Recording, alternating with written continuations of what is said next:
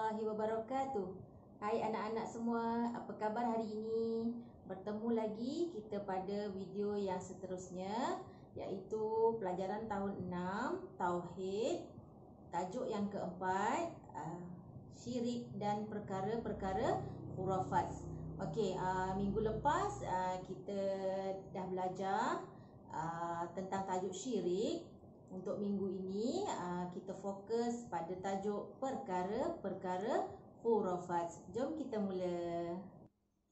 Baik, anak-anak boleh buka muka surat 32, pelajaran keempat, tajuk syirik dan perkara-perkara khurafat. Sekarang buka muka surat 36, unit 2, tajuk khurafat. Apa itu khurafat? Khurafat ialah kepercayaan dan amalan karut-marut yang boleh membatalkan iman. Sekali lagi, khurafat ialah kepercayaan dan amalan karut-marut yang boleh membatalkan iman. Okey, kita tengok seterusnya. Contoh khurafat seperti yang pertama, percaya apabila burung gagak berbunyi di atas bumbung rumah, itu menandakan ada ahli keluarga yang akan meninggal dunia. Baik, itu yang pertama. Yang kedua, percaya apabila ular masuk ke dalam rumah, menandakan ada kecelakaan yang akan menimpa. Baik, yang ketiga, meletakkan kain putih di atas batu nisan. Dan yang keempat, yang terakhir, meletakkan payung untuk memayungi kubur. Itu dia tadi contoh, 4 contoh khurafat. Baik, hukum mempercayai perkara khurafat adalah haram. Okey, khurafat ni ialah kepercayaan orang-orang terdahulu daripada kita, orang-orang tua dahulu dah dijadikan amalan, tapi sebenarnya tak boleh. Ini perkara amalan karut marut, dia boleh membatalkan iman. Di antara 4 contoh tadi tu, ular masuk dalam rumah, ada orang meninggal dunia, kalau burung gagak berbunyi kat atas bumbung rumah, itu Ustazah percaya mak ayah kamu pernah cakap, pernah ceritakan kepada kamu, tapi sebenarnya itu hanyalah khurafat, tak boleh dipercayai. Di antara contoh khurafat yang lain ialah mandi safar, memuja pantai, memuja kubur, itu membuang ancak, itu semua contoh-contoh khurafat selain daripada 4 yang kita baca tadi. Antara kesan mempercayai perkara-perkara khurafat ialah yang pertama, dimurkai Allah dan Rasul. Maksudnya dibenci Allah dan Rasul. Allah tak suka, Allah murka.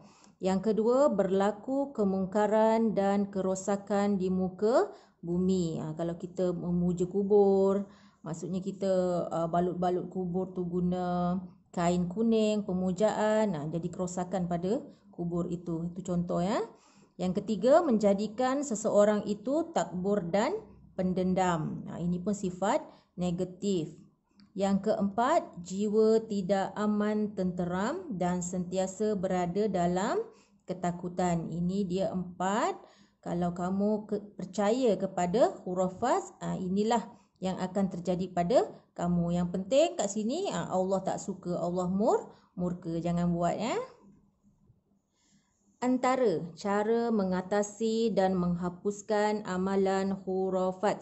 Kat sini ada 3. Yang pertama, mengadakan pengajian ilmu secara terbuka seperti forum, halaqah dan sebagainya agar masyarakat dapat memahami ajaran Islam yang sebenar. Seterusnya yang kedua, memberi penerangan melalui akhbar. Akhbar ni surat khabar. Media massa ni TV, handphone pun sekarang jadi media massa. Boleh dapat maklumat daripada handphone saja. Poster-poster dan lain-lain supaya masyarakat meninggalkan amalan khurafat. Seterusnya yang ketiga, memperuntukkan undang-undang atau peraturan mengenai amalan khurafat dan menguatkuasakannya supaya masyarakat dapat meninggalkan amalan khurafat tersebut.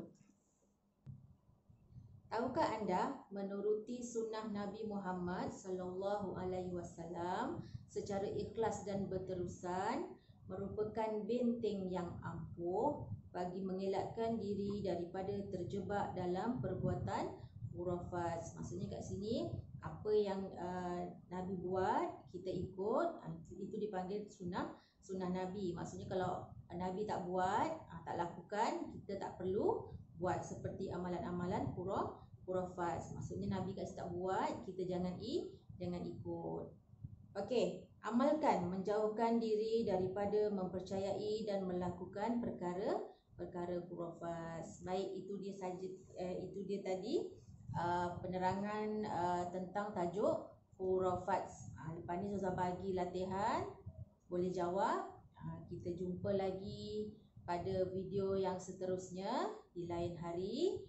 Sekian, wabillahi taufiq wal hidayah. Wassalamualaikum warahmatullahi wabarakatuh. Bye. فليعلم الجميع أني ها هنا لن أنحني لن أنتني لن أركنا